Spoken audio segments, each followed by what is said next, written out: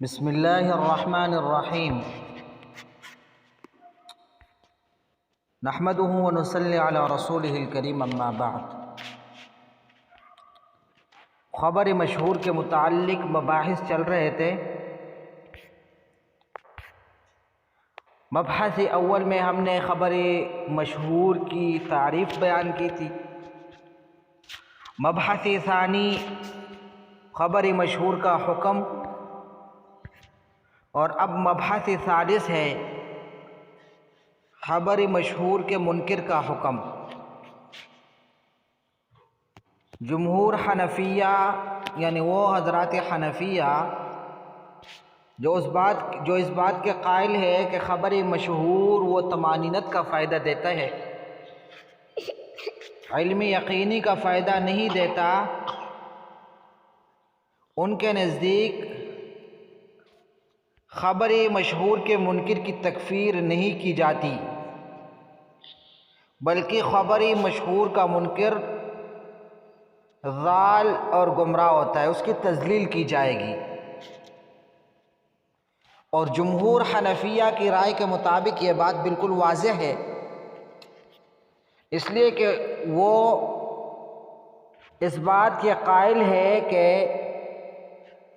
خبر مشہور علم یقینی کا فائدہ نہیں دیتی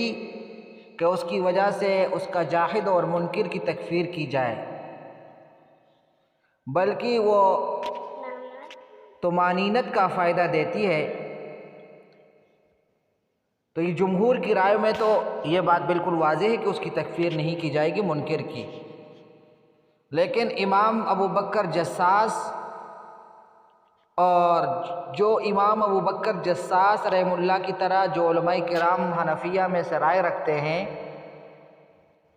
تو ان کے نزدیک کیا خبر مشہور کی منکر کی تکفیر کی جائے گی یا نہیں کی جائے گی، تو اس سلسلے میں اختلاف ہے۔ امام ابو بکر جساس رحمہ اللہ بھی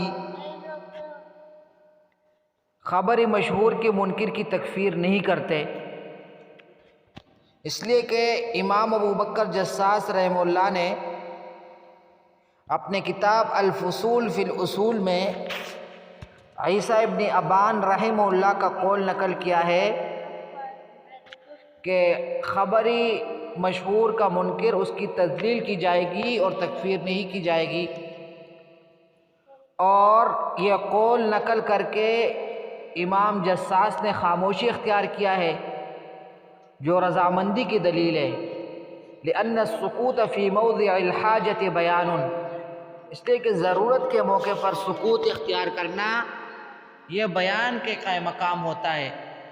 تو گویا کہ امام ابو بکر جساس رحمہ اللہ کی طرف سے عیسیٰ ابن ابان کے قول پر سکوت اختیار کرنا، اس پر نقد نہ کرنا، اس بات کی دلیل ہے کہ یہی رائے جو عیسیٰ ابن ابان کی ہے وہ امام ابو بکر جساس کی بھی ہے۔ اور امام ابو بکر جساس رحمہ اللہ کی جو رائے ہے تو اسی کی طرف امام ابو الیسر رحمہ اللہ بھی مائل ہے۔ چنانچہ امام ابو الیسر رحمہ اللہ اپنے کتاب کے اندر ان علماء کرام کے قول کو سب سے آخر میں ذکر کیا ہے جو تکفیر کے قائل نہیں ہیں، اور ان کی دلیل بھی آخر میں ذکر کی ہے۔ تو ان کا قول آخر میں ذکر کرنا اور ان کی دلیل آخر میں ذکر کرنا اس بات کی دلیل ہے کہ گویا کہ امام ابو الیسر رحمہ اللہ عدم تکفیر کی طرف مائل ہے۔ اور پھر باس کے آخر میں فرماتے ہیں وَيَنبَغِي لِلْعَالِمِ أَن يَدْفَعَ الْكُفْرَ مِنَ الْمُسْلِمِ بِمَا أَمْكَنَ، کہ عالم کے لیے مناسب ہوتا ہے کہ مسلمان سے حتی الامکان کفر کو دور کرے۔ تو اس عبارت میں بالکل واضح اشارہ ہے اس بات کی طرف کہ خبر مشہور کے منکر کی تکفیر نہیں کی جائے گی۔ تو گویا کہ جو حضرات اس بات کے قائل ہے کہ خبر مشہور طمانینت کا فائدہ نہیں دیتی بلکہ علمی یقینی نظری اور استدلالی کا فائدہ دیتی ہے، ان میں سے امام ابو بکر جساس اور امام ابو الیسر بزدوی رحمہ اللہ، ان حضرات کی بھی رائے یہ ہے کہ خبر مشہور کی منکر کی تکفیر نہیں کی جائے گی۔ اسی طرح علامہ سمرقندی رحمہ اللہ بھی ان میں سے ہے، وہ بھی تکفیر کے قائل نہیں ہے۔ چنانچہ علامہ سمرقندی نے بھی عیسیٰ ابن ابان رحمہ اللہ سے نقل کیا ہے کہ خبر مشہور کے منکر کی تذلیل کی جائے گی، تکفیر نہیں کی جائے گی، اور فرمایا بہو صحیح بخلاف المتواتر، اور یہی صحیح بات ہے بخلاف المتواتر، متواتر یعنی بخلاف متواتر کے، کہ متواتر کی جاحد اور منکر کی تکفیر کی جائے گی۔ تو یہ تمام عبارات اس بات کی دلیل ہے کہ امام ابو بکر جساس، امام ابو الیسر، علامہ سمرقندی رحمہ اللہ اگرچہ اس بات کے قائل ہے کہ خبر مشہور وہ علمی نظری کا فائدہ دیتی ہے، لیکن وہ تکفیر کے قائل نہیں ہے۔ لیکن اس کے باوجود علامہ سرخسی رحمہ اللہ نے یہاں پر اس بات پر اتفاق نقل کیا ہے اپنے کتاب کے اندر اصول السرخسی میں کہ خبر مشہور کی منکر کی تکفیر نہیں کی جائے گی، عدمی تکفیر پر۔ تو کیا علامہ سرخسی رحمہ اللہ کا یہ اتفاق اور اجماع نقل کرنا یہ صحیح ہے یا نہیں ہے؟ اور متاخرین میں سے بھی محققین نے علامہ سرخسی رحمہ اللہ کا اتباع کیا ہے، اور انہوں نے اس بات پر بھی حضرات حنفیہ کا اتفاق اور اجماع نقل کیا ہے کہ خبر مشہور کا جاحد اور منکر اس کی تکفیر نہیں کی جائے گی بلکہ تضلیل کی جائے گی۔ تو ظاہر بات یہی ہے تقریباً کہ خبری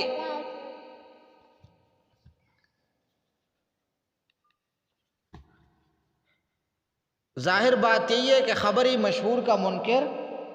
اس کی عدمی تکفیر پر تقریباً اتفاق ہے۔ اگرچہ علامہ ابو الیسر نے اکثر علماء کی رائے یہ ذکر کی ہے کہ اکثر علماء وہ خبری متواتر کی منکر کی تکفیر کرتے ہیں۔ چنانچہ وہ لکھتے ہیں ایک جگہ پر وَأَمَّا جَاحِدُ مَا ثَبَتَ بِالْخَبَرِ الْمَشْهُورِ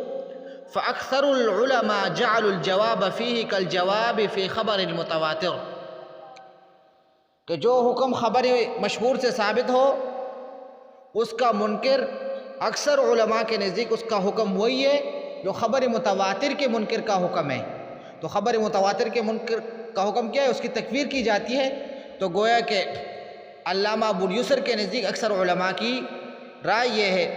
کہ خبر مشہور کی منکر کی بھی تکفیر کی جائے گی۔ وَبَعْضُهُمْ قَالُوا لَا يُكَفَّرْ، اور بعض کہتے ہیں کہ اس کی تکفیر نہیں کی جائے گی۔ وَسَمِعْتُ أُسْتَاذَنَا الْحَلْوَانِي یا حلوائی شمس الائمہ رحمہ اللہ تعالی یقول المشہور والمتواتر سوا، میں نے اپنے استاذ علامہ حلوانی سے یہ بات سنی ہے کہ وہ فرمایا کرتے تھے کہ مشہور اور متواتر دونوں برابر ہے حکم میں۔ تو اب یہ جو عبارت ہے علامہ ابو الیسر کی، اس عبارت سے دو باتیں ثابت ہوئے گئی۔ پہلی بات کہ امام ابو الیسر کے رائے کے مطابق اکثر علماء مشہور کی منکر کی تکفیر کے قائل ہیں، اور اکثر علماء متواتر اور مشہور کے درمیان فرق نہیں کرتے، بلکہ وہ جس طرح متواتر کے منکر کی تکفیر کے قائل تو مشہور کے منکر کے بھی تکفیر کے قائل ہیں۔ اور دوسری بات اس عبارت سے یہ ثابت ہو گئی کہ امام ابو الیسر کا شیخ علامہ شمس الائمہ حلوائی یا حلوانی رحمہ اللہ تعالی بھی خبری مشہور کے جاحد اور منکر کی تکفیر کے قائل تھے، لیکن ان دونوں باتوں پر جو اس عبارت سے ثابت ہے دونوں کے اندر بحث ہے۔ جہاں تک پہلا نقطہ ہے وہ یہ ہے کہ امام ابو الیسر کی رائے کے مطابق اکثر علماء کے نزدیک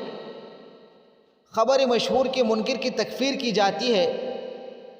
تو اب یہ اکثر علماء جن کا ذکر علامہ ابو الیسر نے کیا ہے،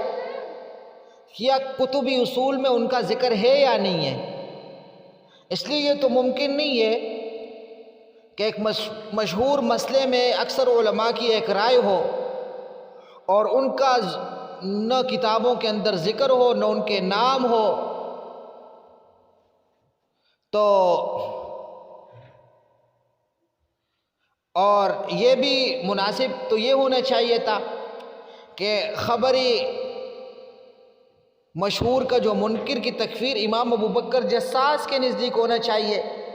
اس لیے کہ امام ابو بکر جساس رحمہ اللہ وہ خبری مشہور سے علم اور یقین کی افادے کے قائل ہے، لیکن وہ بھی تکفیر کے قائل نہیں ہے۔ اور اسی طرح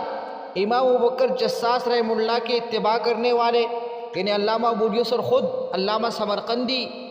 یہ لوگ بھی قائل نہیں ہیں۔ جب یہ سارے قائل نہیں ہیں تو یہ اکثر علماء کون ہیں؟ باوجود تتبع اور تلاش کے کتبی اصول میں ان کا تذکرہ نہیں ملتا، تو یہ اس بات کی دلیل ہے کہ علامہ